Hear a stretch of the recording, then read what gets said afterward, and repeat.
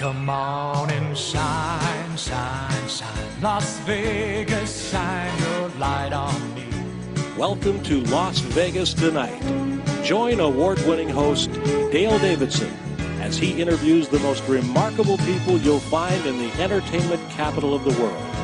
You'll meet entertainers, sports figures, newsmakers, community and business leaders, and people just like you with stories that'll touch your heart. Now, here's Dale Davidson. And welcome to Las Vegas Tonight. I am your host, Dale Davidson. Each and every week we bring you fascinating guests. They're usually from Las Vegas. That's the case now. But we've really outdone ourselves in getting someone fascinating and lovely and has a great backstory and can tell us all about Hollywood and the secrets thereby. Her name is Chaplain Susan Stafford. She is an actress. She is a TV host. She is a producer. She's a director. She's everything. But mostly she is a chaplain. And she is a doctor of clinical psychology. So she can be referred to as either doctor or chaplain, and I'm going to call her Susan because we're best pals. Susan? Hello, my brother. Yeah, thanks for joining us. You can call me whatever you want. Really, you can. Yeah, we're so glad you're here. Grateful. Yeah, and how long have you been in Las Vegas? I know you lived in L.A., in the L.A. area and in Palm Springs quite a bit, but you've been here for a while now. I've been here probably about 7 years. About 7 years now. As the crow flies, you know what we say. You know? Yeah, and we were saying before we rolled tape that this town is tough to get used to, isn't it? Yes, it is. Yeah. It really is, Yeah. and that's the truth. And once you realize that it's not like when I hail from Kansas City, Missouri, and once you realize that people aren't going to come over with sugar in a cup, right, and welcome you. Yes. You have to earn it. Yes. Here you have to earn it. Yeah, it's a tough city. Mm-hmm. Yeah, it's a very tough city. And I'm starting to love it. Yeah, it takes a while. It really does. And speaking of Missouri and also Kansas and your early days, I want to mention right here that I'm going to hold this up for a second if I can. This is Susan's book. It is called Stop the Wheel, I Want to Get Off. And we'll get to what that all means. It has something to do with the Wheel of Fortune and her fame. And this is a wonderful book, by the way. Thanks, so Dale. I hope people will buy it. Tell us a little bit about your background and growing up in Missouri and then living in Kansas for a while. And what was that like? Well, you know, first when you were saying this is her book, I wanted to say to you, and you have a book too. Yeah. See, everyone's got a book. Yes, Huh? they do have a book. See, yeah. and it's a matter of sitting down. I mean, this took years to do because it's, you know, should I do Christian, secular? Should I tell? How much should I tell? How many sins do I admit to? You know what I mean? Yeah. It's like such a struggle. Yeah. Everything. You said that in the foreword where you got two conflicting streams of advice.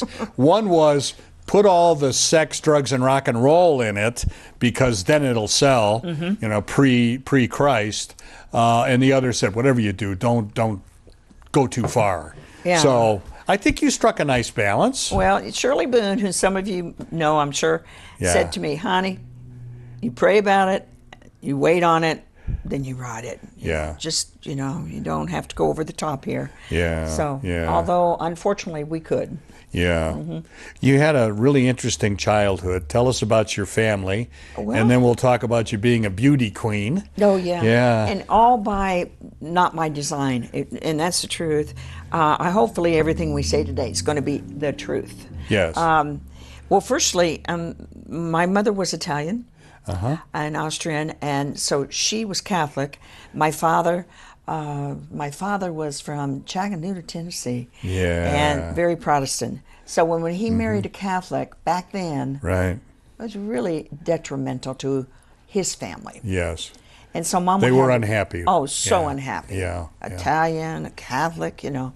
And so seeing all that growing up, and my great-grandfather was the oldest bishop of the Methodist Church. Oh, is that right? Yeah, Oh, and I so, didn't know that. And they couldn't quite make the money on the churches then, and so he would go and he would help print in Hamilton, Missouri, with a guy by the name of Samuel Clemens, Mark Twain, and so that's kind of interesting to me because now we're being accused of too many churches taking too much money. Right. Whereas then it was you get a chicken, maybe. Yeah. Or in those the doctors days, would get a sack of potatoes, and you talk about that with the doctor's family you also lived with. Yeah. Mama, she had 7 of us, and because of the monies and everything, and this doctor, you know how a doctor is in your town, right? They're the big shots, right? So they didn't have any children, and so I was 2 years old, and they just loved me. Mm-hmm. So Mother thought, well, I'll let her stay there. She can get all the things that I can't give her right now. And so I stayed with her, and it became very comfortable to stay with them. Yeah. Got my own pony, got my own everything, you had your own bedroom, which you didn't have at home. Right. With all those siblings. Yeah. And then when you'd go home, you'd feel so guilty. Yeah. And that causes problems eventually. Sure. Because guilt is a killer. Yeah. For any one of us. Yes. And so, which is why Christ actually went to the cross. But that's a whole, you know. So I stayed there for about 8 years.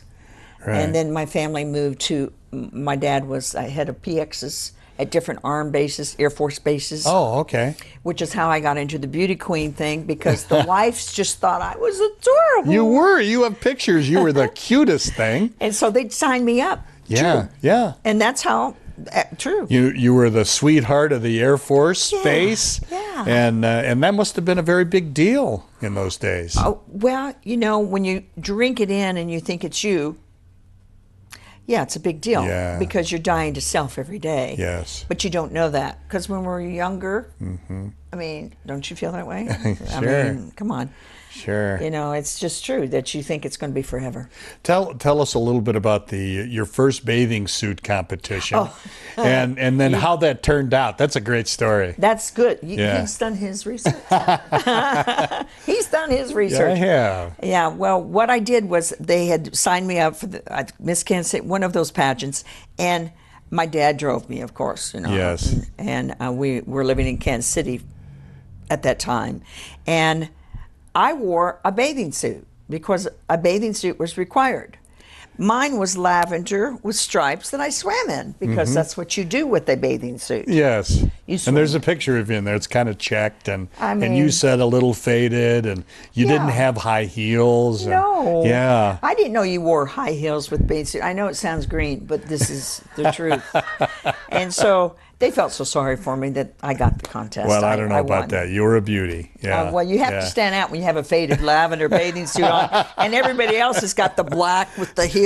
Yeah. Well, you were recognized as a beautiful girl early on, and then were you surprised at your acceptance when you went to Hollywood? It seemed that you got started right away. You know, people are really good. Yeah. To especially the Midwestern people. Yeah. They think, let's give this kid a break. Or, she's got something. Or, he's got something. Or, I like his voice. And it goes with the face, Dale, which it does for you. Thank you. And so I think it was a combination of people wanting to help me. And then, again, when the man that did Poseidon Adventure, Irwin Allen, it was his wife that got me the contract to Fox. Right. See, it all goes back to the woman saying, honey, you've got to help her. Yeah, she's a sweetie and all of that. Yeah. Yeah, it's sweet. Yeah. It's fine. And then tell us about Wheel of Fortune.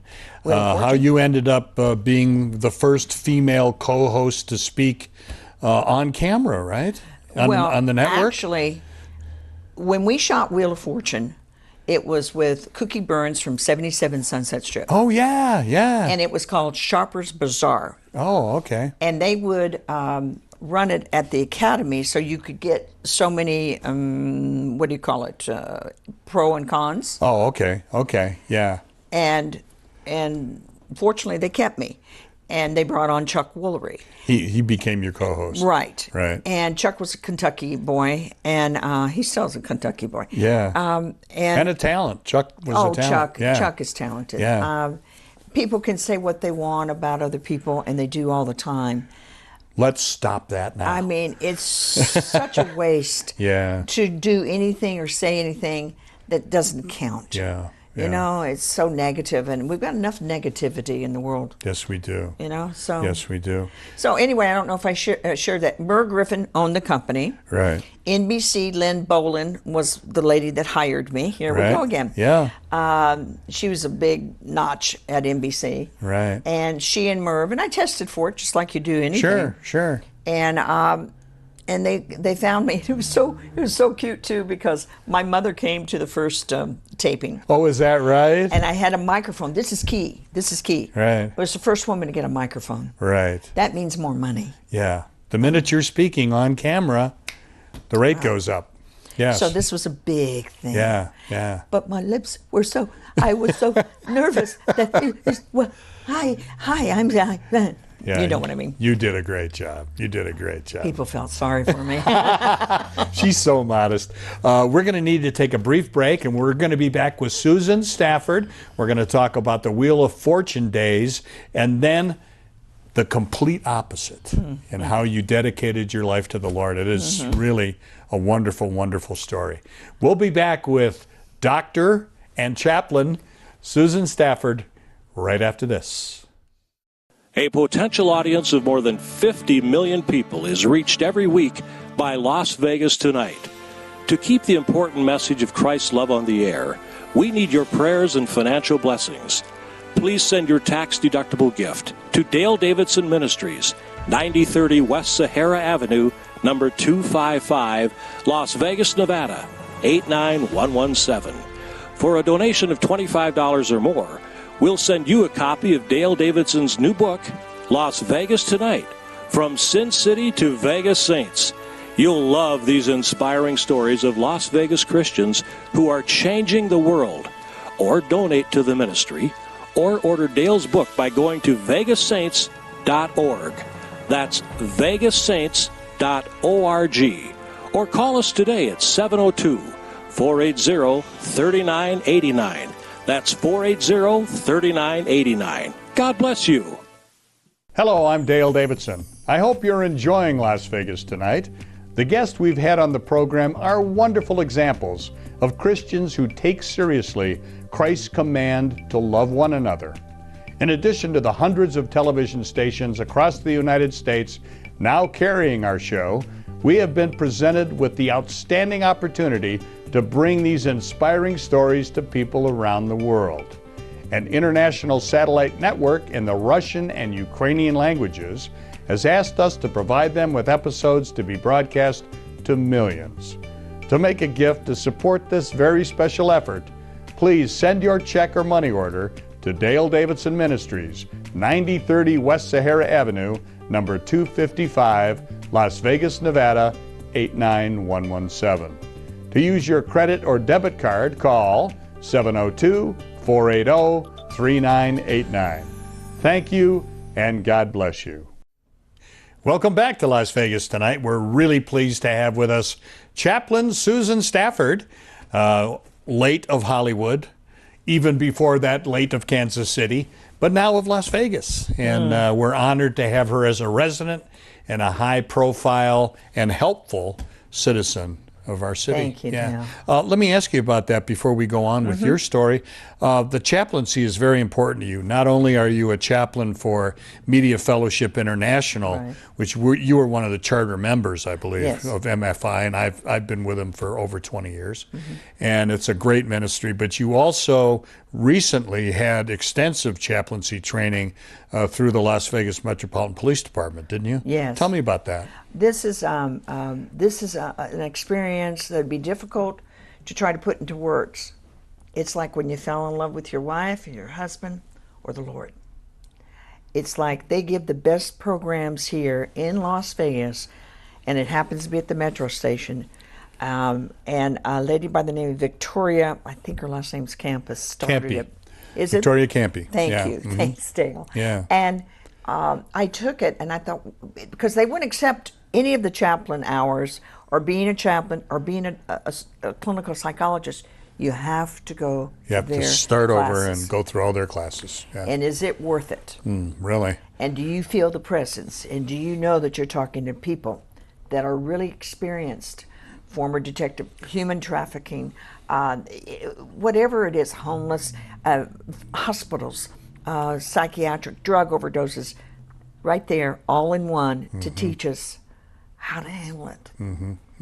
It's really worthy. Yeah. And Chaplain Barry is one. I think you've been. I know Chaplain Barry. Yeah. It's just fabulous human beings Yeah. that really care. In Vegas, imagine. Yeah, imagine that. Imagine that. Let's talk about. Let's pick up your story. You were a major television star, and people knew. If you know, I'm sure you got stopped on the street all the time. People knew you from Wheel of Fortune. It was an incredibly successful television game show. You knew that they were about to go nighttime, and it was going to be the biggest television show ever. Merv Griffin was pumping money into it. It was getting ratings. And yet you chose that moment to walk away and to work with lepers in Africa, which is incredible to me. It's incredible to me, too, Dan. Yeah. It's a complete 180-degree turn from what you would typically see in Hollywood. So tell us why. Well, 3 reasons I think I can cut to it. My 4th year into doing Wheel of Fortune, I wanted to leave the show. And I talked to, at that time, Father Ray Blewett, who was Sinatra's priest, because we work with everybody, you understand, because the Lord loves everybody. He does. You understand. That's right. And he said, no. He said, you don't want to leave this show. He said, when is your contract up? I said, 7.5 years. He said, well, then reconsider it then. So, meanwhile, they had asked me to go overseas. I went to India first, and those were mostly Mother Teresa's people again. But you see, he uses everything. I think you know this. Yeah. He uses everything and everybody. Yes. He uses everything and everybody, and I'll try not to get emotional. I'll try. You're allowed. But when I was over there in India, I felt so important to myself that I had value.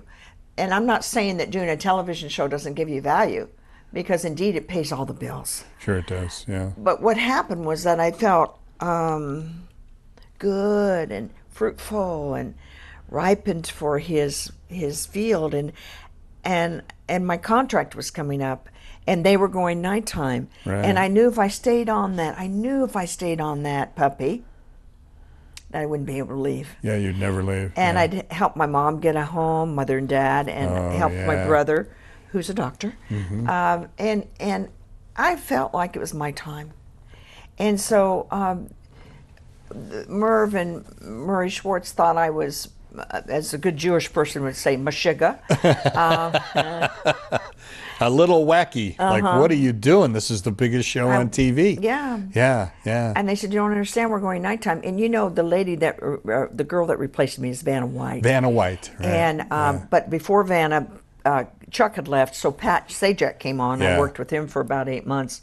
And frankly, it's a great show. It's the Hangman Show. It's a great show. Yeah. It's a simple premise, but it does really well. Yeah. But the journey since I've left has been absolutely amazing, hard, difficult, rewarding. I mean, I'm surprised because, you see, I myself would not leave the show. Yeah. I myself. If it was just left up to you. And I went to Houston first with Dr. Stalin. Of course, all the rumors went around that, too. It's okay. And I did 1 year of chaplain's work for terminal cancer. Because most of my mail, as I said on the Oprah show, most of my mail was, will you write to my brother? Will you write to my dad? Will you? It was cancer. Right. And now, unfortunately, we're back to it again. Yeah. And then Africa after Texas? Ethiopia after, Ethiopia with the former Surgeon General Coop. We did 3 documentaries. And it was the Hansen's disease, which, by the way, I'm sure you might know, but just in case you want to know. Hansen's disease, Moses' mother and sister had, called leprosy. And now we have a cure for it, which is really dynamic. And I learned a lot. And I came home and I kissed America. When I got off the plane, I kissed the ground of America. Yeah, you say that in the book. that is imperfect as our nation is, because we're populated by humans. It is so much better than what you experience, particularly in the third world, where you spend a lot of time ministering to other people. So you saw that. Yeah. I saw it, I touched it, I felt it. Yeah. And when I came home, I was kind of broken, and Pastor Bob Reith set me up in Seattle with Dr. Finch, who is the head of psychology department out of Fuller Seminary. Oh, okay. And I spent 30 days there by the mercy of God to replenish myself. And that was because of Bob and Marion Reith. Oh, really. yeah. And Bob is the founder of Media Fellowship International, and Marion is his wife. And she's been quite ill, so we pray for her all the time All at the our time. Media Fellowship lunches here, which you are at most of them, and more than I have lately, I think. I've been out of town. Talk to us a little bit about what Hollywood was like in those days, and when you were a major star, and you were kind of a party girl. I think the book says you were kind of a party girl. Yeah, well, the book would be right, and that's mild, okay? Yeah. The book would be right. I'd love to go, I loved to do, I loved it all. I loved the names, I loved the celebrities, I loved the drinking, I loved the partying, I loved dancing still. You know, my father used to say that if you lie down with dogs, you get up with fleas. Yes. Boy, that's a good Midwestern saying, isn't it? Yeah. And that would apply to, but Yeah. I had people that you would admire that kept cradling me. They kept loving on me. Yeah. And Well, they saw your potential. You know, they saw what kind of person you could be if you came to know Christ, I think. you think? Yeah. I just always thought it was the Lord's hand on me. Yeah. You know, Yeah. my mother's prayers. I know it sounds so corny. Yeah, but true. Yeah. It's true. Yeah. It's true. Yeah. Tell us about your experience in coming to Christ. My experience was rather, I guess, you know, because each of us have personalities, 5 to be exact. And I guess the Lord sometimes will hit you with all 5 or what. I mean, He's God. He can do what He wants. Anything. And so what happened was that I was married to a man by the name of Gordon McClendon. Yeah, he was the inventor of Top 40 radio, very Exactly. well known in broadcasting. Yeah. And Gordon was older, but I loved his mind. I loved his mind, and he's brilliant, man. And I had an experience on the ranch because we had our own theater and radio shows and a whole bunch. I mean, we, you know, in the world sense, we had it all. Right. And I just kept on digging deeper and deeper in myself, and I thought, what is wrong with this me? And I had an experience there at the ranch, and I left, and I didn't look back. And I had an experience with the Lord, which I doubted because I thought, I'm sober, I'm not drinking. You know, I don't understand what's going on. But you'll have to give me, just as I did when I left Wheel, you'll have to give me favor and strength. Because without His favor and strength, I'm nothing. Nothing. I don't know why it takes so long to get there. I know. Some of us takes longer than others, you know, and I've had that experience too. Yeah. Yeah. Did I explain it okay? You did, yeah. You had a Holy Spirit experience. I did. And that caused you to completely change your life and accept Christ, and you've been living it ever since, which I admire. I certainly hope I can. Yeah. And will be. But you know what? What's really important for me to say right now is every person has been so good to me. Have there been bad things? Of course. Have I grown? I hope. It's the hope of tomorrow that keeps us going, and it's the promises once you get to know the big guy, the big Jew. It's that hope that you can plan on and count on, because without that, you live in this earth, on this earth, and there are a lot of problems here. Yes, there are. And they're not going to go away. No. And we are to be his hands and feet and do his work here on the earth. Yeah. Susan, we need to take another brief break. Well, okay. Yeah, you know how TV is. And we'll be back with Susan Stafford and some pretty fascinating stories right after these messages. Drawn by the lights, glamour, and opportunities in Sin City, they come from all over the world, searching for their chance to be a pretty woman, a success, or maybe just to have a better life. Be somebody. What happened after they got here is literally changing the world. From the story of Tommy Scott, a former gang enforcer turned Christian evangelist, to the Hookers for Jesus Outreach Ministry, to the heart-wrenching story of Arturo Martinez and his heroic act of forgiving the man who assaulted and murdered his wife and 10-year-old daughter. Las Vegas Tonight presents an extraordinary depiction of Las Vegas as a city of transformation, from Sin City to Vegas Saints. Las Vegas Tonight, from Sin City to Vegas Saints, a collection of true stories of transformation, people whose lives were transformed, and people who are now transforming the world. A potential audience of more than 50 million people is reached every week by Las Vegas Tonight. To keep the important message of Christ's love on the air, we need your prayers and financial blessings. Please send your tax-deductible gift to Dale Davidson Ministries, 9030 West Sahara Avenue, number 255, Las Vegas, Nevada, 89117. For a donation of $25 or more, we'll send you a copy of Dale Davidson's new book, Las Vegas Tonight, From Sin City to Vegas Saints. You'll love these inspiring stories of Las Vegas Christians who are changing the world. Or donate to the ministry, or order Dale's book by going to vegassaints.org. That's vegassaints.org. Or call us today at 702-480-3989. That's 480-3989. God bless you. Welcome back to Las Vegas Tonight. I'm your host, Dale Davidson. We have Susan Stafford with us. We're very pleased to have her here. She's been fascinating, as I'm sure you've noticed in the first couple of segments. Let's take a few minutes and continue your life story, which to me is a great, great story. Yeah, Okay, yeah. thank you, Dale. Sure. But here we go. Okay. We just said, in between, while you weren't listening, we just said, you look at that person that we're talking about. In my case, I'm looking here at the Hollywood and co-starring roles for acting.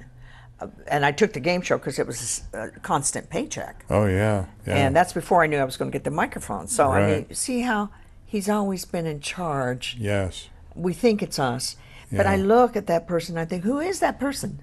Yeah. Who is that person? Yeah. We've come such a long way. Oh, yeah.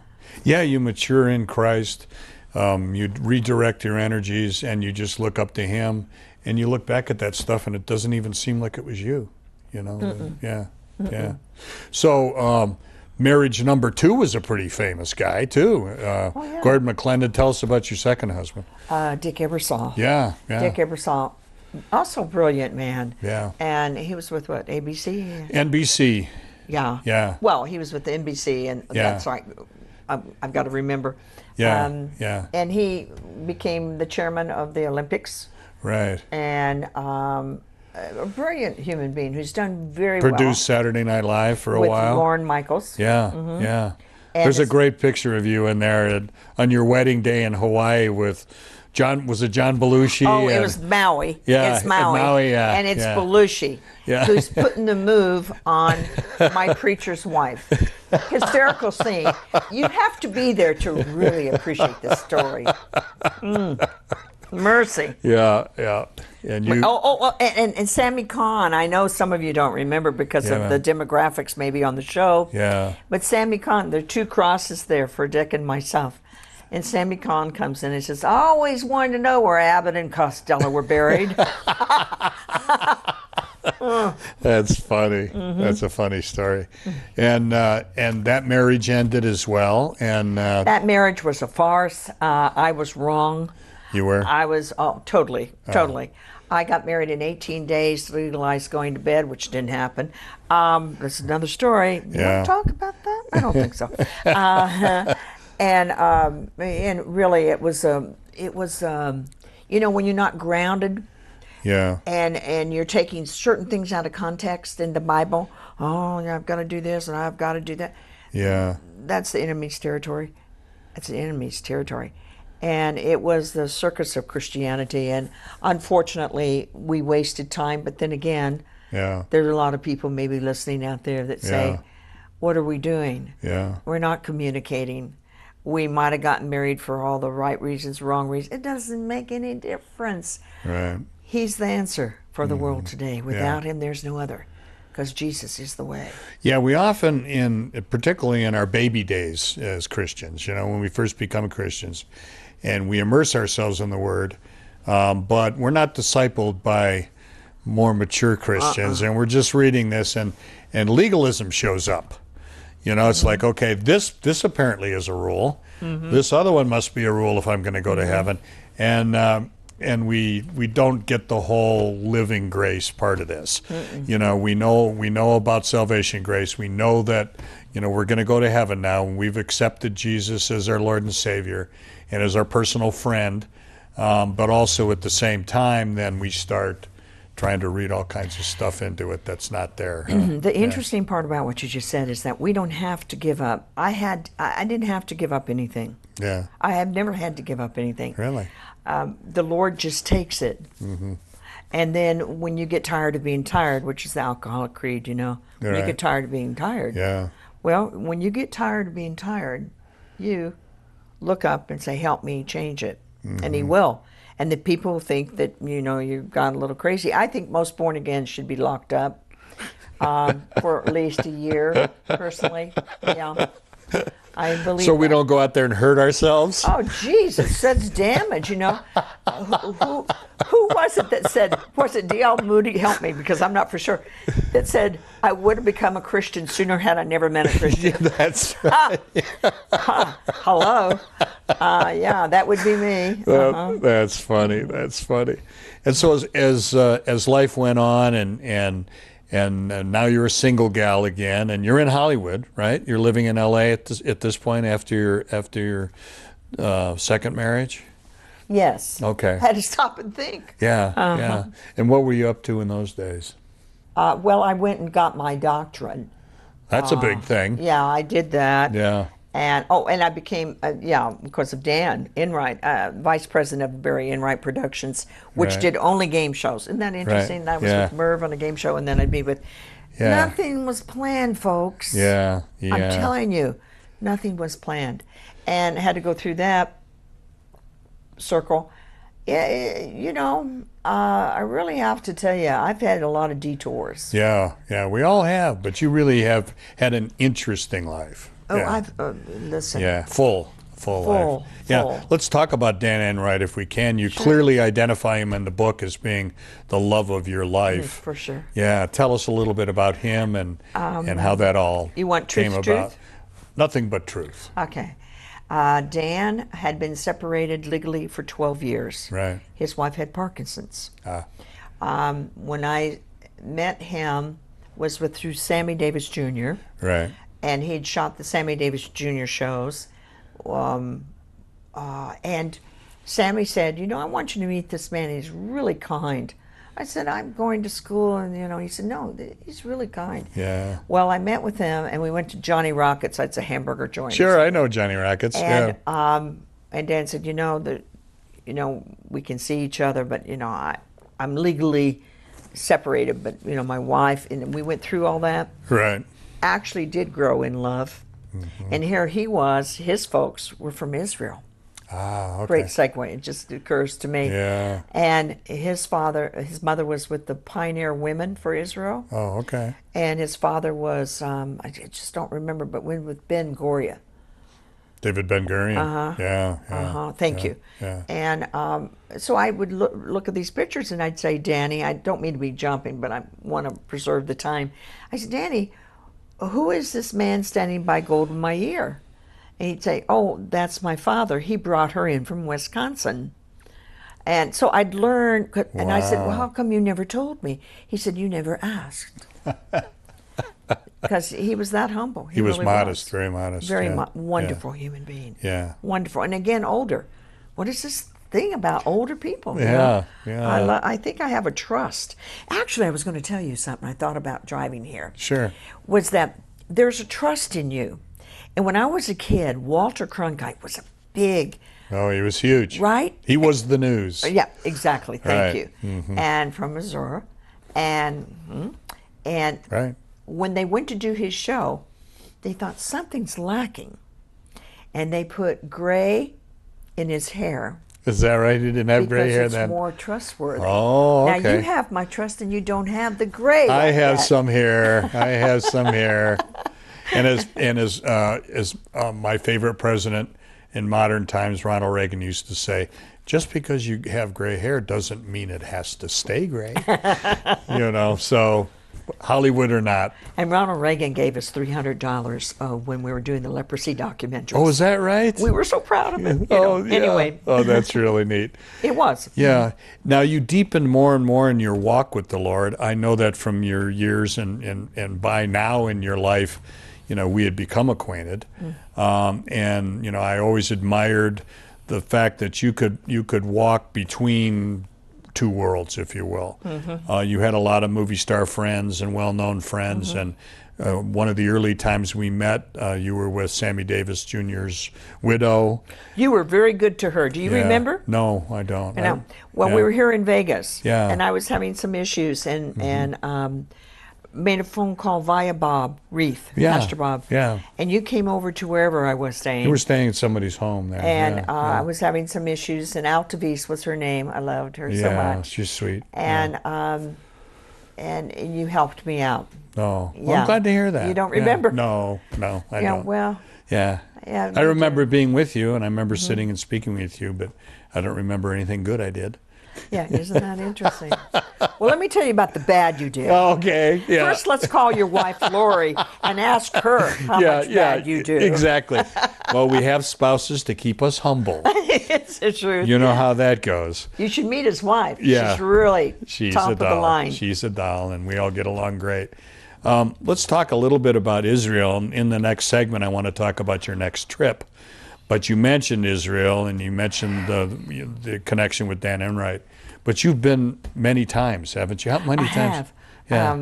7, 8 times. 7, 8 times. But yeah. I wasn't saved the first time I went over with Oh, Gordon really? McClendon. Oh, really? No, I was at the wall and I had Yeah. had some drinks, and I Yeah. thought, I'm at the wall. See the difference? Yeah. See the difference? I'm at the wall. Oh. Instead of I'm at the wall. Yeah. You know? Yeah, I know. Yeah. Look at the history of this wall. Oh, yeah. Think of who's been at this wall Yeah. and then baptized in the Jordan River. Oh, yes. Yeah. Oh, Yes. And you're going again, and with Pat Boone. Pat Boone. Your Hey! long-term friend. Hey! Yeah, Pat is a great guy. And we're going to take another brief break, Susan. And when we come back, let's delve into this next trip, because I'm fascinated about what you're about to do. Okay. And with you and Pat, I think it's going to be a really Can I great tell them trip. how they can go with us Oh, yeah, also? sure. All right. Sure, we'll do that. We'll be back with Dr. Susan Stafford right after these messages. Drawn by the lights, glamour, and opportunities in Sin City, they come from all over the world, searching for their chance to be a pretty woman, a success, or maybe just to have a better life.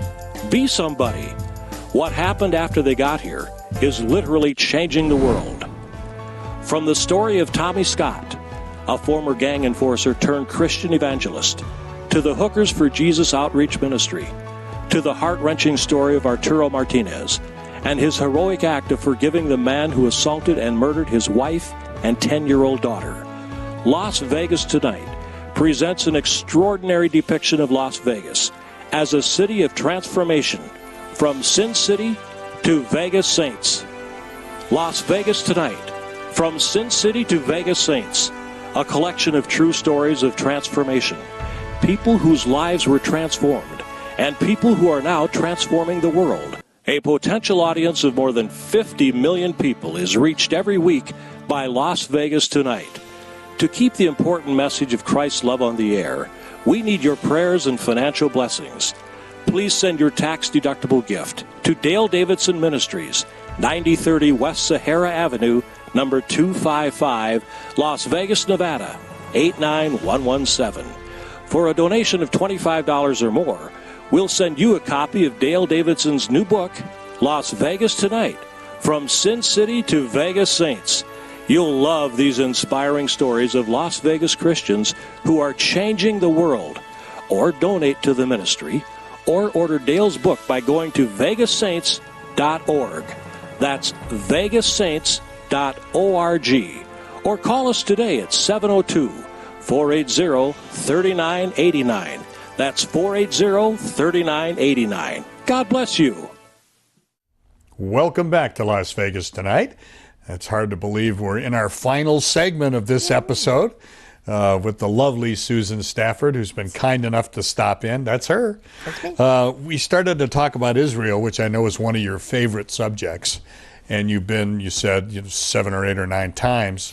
And tell us what that experience, I've never been, I want to go. I want you to go. Yeah, please tell me what the experience is like. The experience is, I guess the word would be today, awesome. Awesome. It's so cool. Remember we used to use cool back in the whatever? Yeah. Or groovy. Yeah. It is an experience, and people, let me go from A to Z. A is you want to go. 2, you want to go. And 3 is you want to go. To go with Pat Boone is an experience, because anything that Boone seemed to touch is always generated with Christ, the Savior. Always, yeah. And Mama Shirley is certainly, I mean, it just goes on and on, that I should be blessed to go with Pat Boone. I should be blessed to get Wheel of Fortune. I should be blessed to write a book. I should be blessed to get a chaplain's. Little me from Kansas City. Come on now. Yeah. You know? So going to Israel is humongous for me, because I have always had a thing about the Jewish and Christians. Right. I've always loved Jewish people. Always. Mm-hmm. And I think a lot of it is because my father's first boss was Jewish. Mm-hmm. And my father always made sure that I knew that while the Christians were out partying and whatever, the Jewish man was in the library reading and getting knowledge and wisdom. Mm-hmm. That's how he felt. And coming from Tennessee, I can't tell you that I know why. Mm-hmm. But I do know that the Jewish people have been really great to me personally. Yeah. And so being in the land of Israel, which I believe is their land, I believe Jerusalem and the Gaza Strip belongs to Israel. There is great challenge I've had to get to that fact. And I do believe that, I believe in the Bible.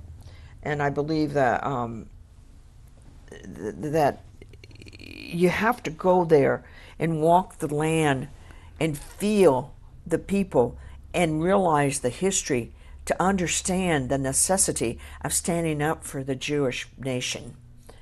You have to really know your history. And if you stop and look at the apostles, all but one, of course, was Jewish. Right. And that was Luke, wasn't it? That was not Jewish? Luke was not Jewish. Right. The doctor. He was the doctor. Yeah. And, there's just something about history and the taste of reality, of walking in the land that God Almighty put, as He has this land, as He has America, and to engaging with your heart and your mind and your body and your soul at the same time.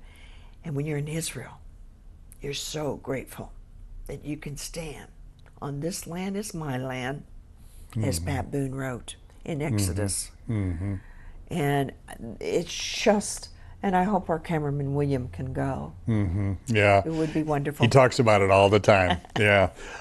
Tell us about the upcoming trip with Pat Boone. What are your plans?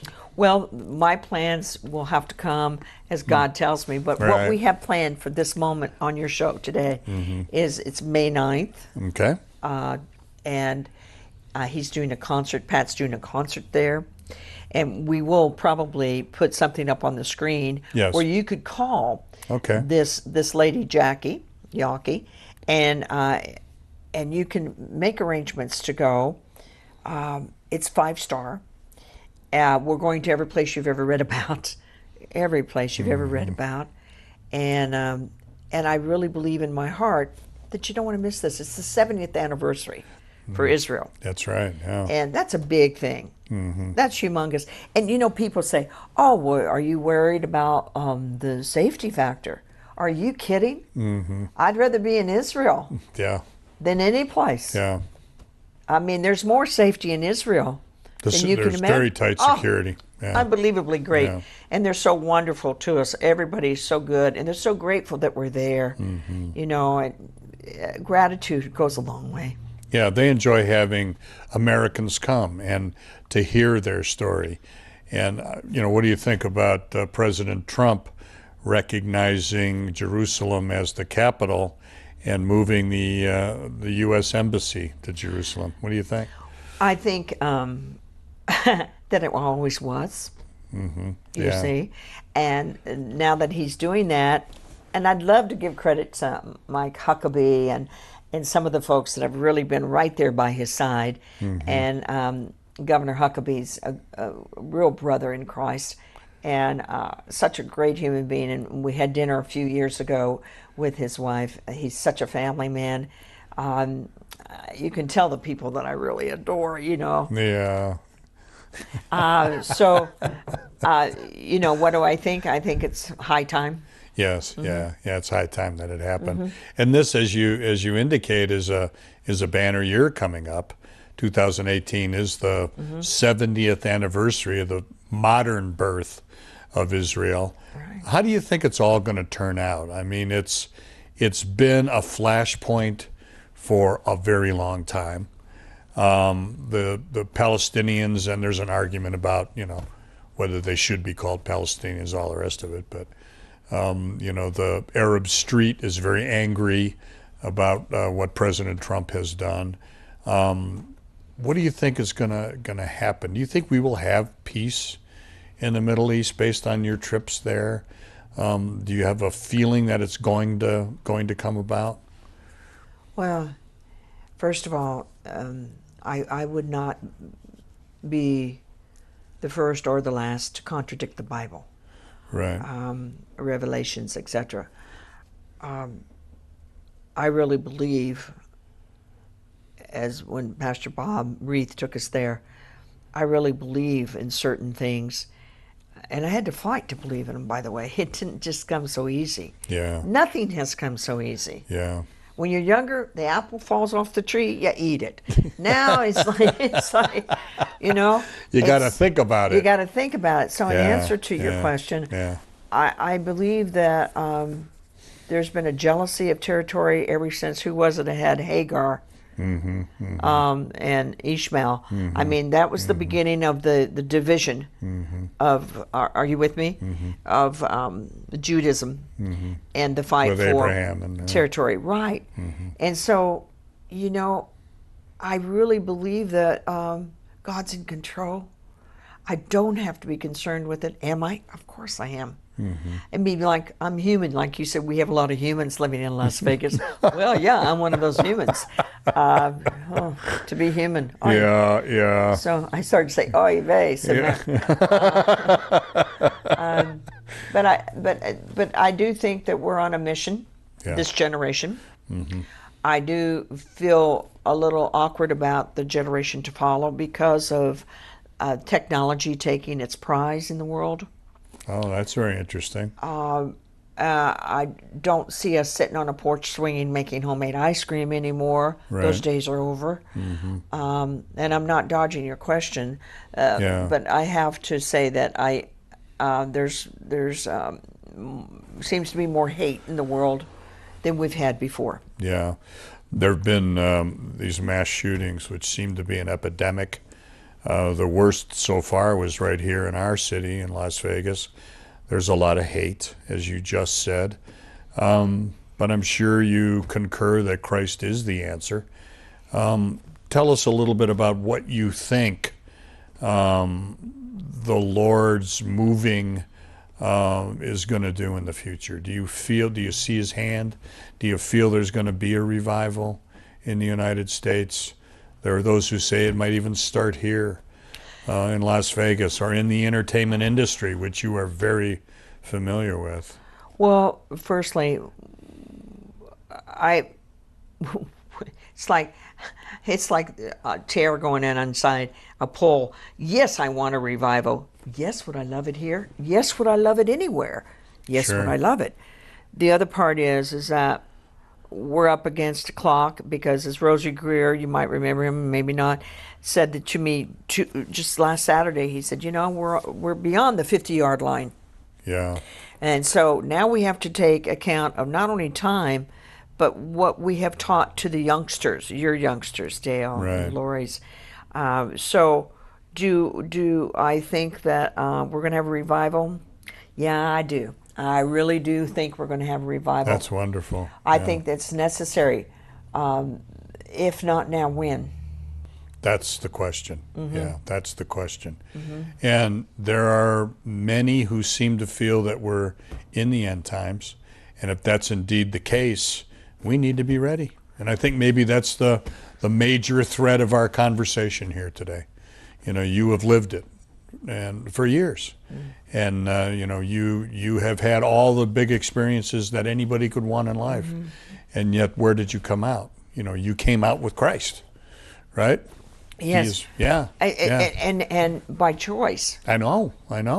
Yeah. And see, that's the thing is that how deep are you reaching when people go out and they pull the weeds or they put in a rose? Well, that root, it's the root we're trying to get to in this life. It's the root. Yes. And so, if this makes any sense to you at all, it does. Because to me, you got to go to the root. Right. And I think that knowing Christ has gotten us there. That's wonderful. Certainly me. Yeah. And you've helped us today. Thank you. I'm sorry to say we're out of time. No. But you will come back, won't you? I promise. Susan Stafford. I love your heart. Oh, I love you too. Susan Stafford and her book, once again, I'm going to hold it up. Stop the Wheel, I Want to Get Off by Susan Stafford. Fascinating read. Please get it. And May 9th. For the trip to Israel for 7 Yeah, and we'll put that information up on the screen for you. Thank you. Yeah. God bless you, Susan. Thanks for coming. And thank you all for watching. And as I say each and every week, please remember to walk with him. God bless you. Hello, I'm Dale Davidson. I hope you've enjoyed this episode of Las Vegas Tonight. Allow me to take just a few moments to let you know how you can learn more about some of the fascinating guests that I've interviewed. My new book, Las Vegas Tonight, From Sin City to Vegas Saints, is now available around the world. In it, I profile amazing people who make Las Vegas something much more than just a place to party.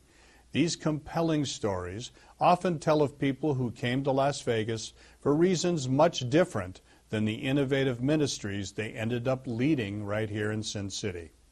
Take, for example, Tommy Scott, known as Hitman to his fellow members of an infamous gang in South Central Los Angeles. Tommy was serving time in a Las Vegas jail and contemplating suicide when a couple of pastors visited him in the lockup and led him to Christ. Tommy immediately began studying the Word and has become an on-fire evangelist and Christian author. Then there's Annie Meadows. Annie began life in a rural part of Kentucky, increasingly was fascinated with the occult, and eventually became a full-fledged witch. Rejecting anything having to do with God, she angrily vowed never to attend church or have anything at all to do with religion. Then, like Tommy, she had an encounter with the living Christ and now travels the world as a gospel singer and writes Christian children's books. Pastor Chris Chaplain was an avowed atheist who also wanted nothing to do with the Lord. He was a successful businessman who felt he surely didn't need Jesus. his wife and father-in-law convinced him to attend church, and he felt a stirring that made him investigate the Bible's claims. Telling the Lord that he needed answers to his objections, he found those answers in a supernatural way and is now leading a remarkable church, Casa de Luz, in what's called the Naked City, which is a neighborhood just off the famous Las Vegas Strip. This formerly crime-ridden area is now experiencing a remarkable turnaround, and his church is serving that community in amazing ways. Doc Jones traveled to Las Vegas from New York on a personal mission to make as much money as he could. A born entrepreneur, he started a photography business that specialized in taking pictures of groups of partiers at the hot nightclubs on the Strip. He then learned that by referring young guys to the city's strip clubs, he could pick up lots of cash from the club's owners. That evolved into sending young women who were wannabe strippers to these so-called gentlemen's clubs, and then he managed their careers. Eventually, he felt so empty and despondent that he too thought seriously of suicide. Hearing a sermon about the prodigal son caused him to dedicate his life to Christ. Now an exceptional musician and composer of gospel rap, hip-hop, and spoken word genres, he is helping change Las Vegas from a place where sin abounds to a city where grace abounds more.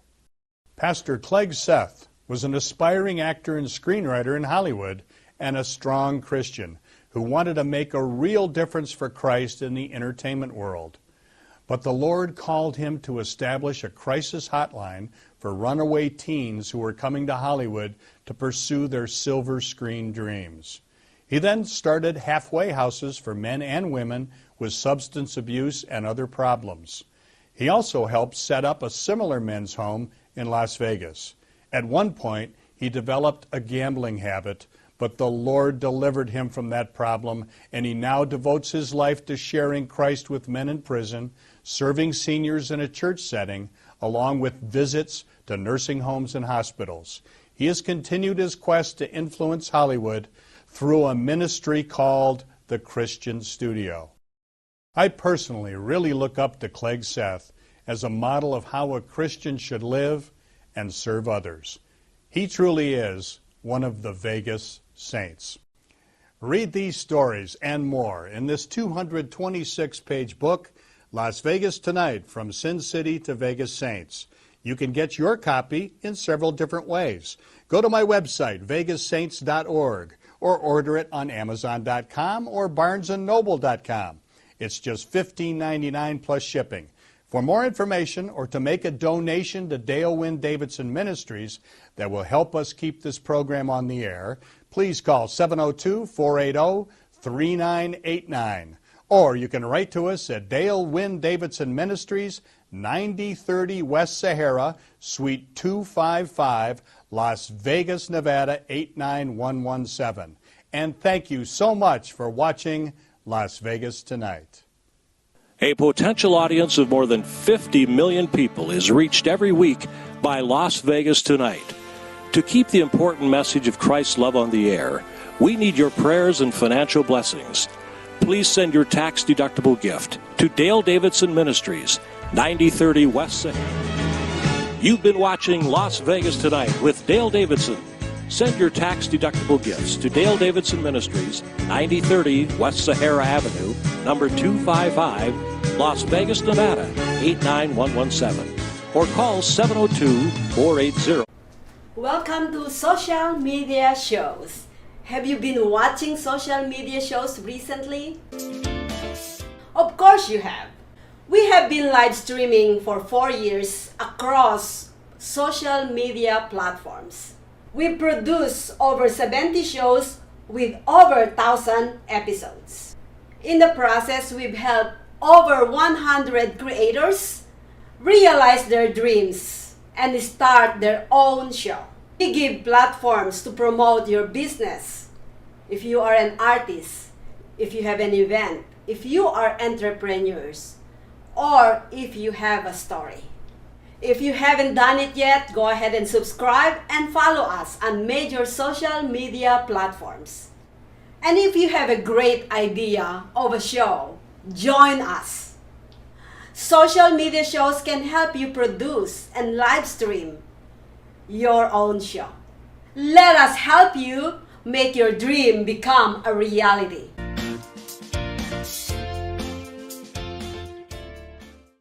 Hello, everyone. This is Joseph Skoda with Social Media Shows. Well, I thank all of you for your support through these last several years, and it's been a lot of fun. We've given people a voice they never had before. Now, Social Media Shows is always collaborating with our veterans to help them do things and help out the veterans who are struggling today. And we teamed up with GI Connections, connecting veterans with resources. So please consider helping and donating to this great cause because we're always doing things for veterans. So GI Connections, Social Media Shows, and you is what makes the world a better place. Once again, Joseph Skoda, proud United States Air Force veteran.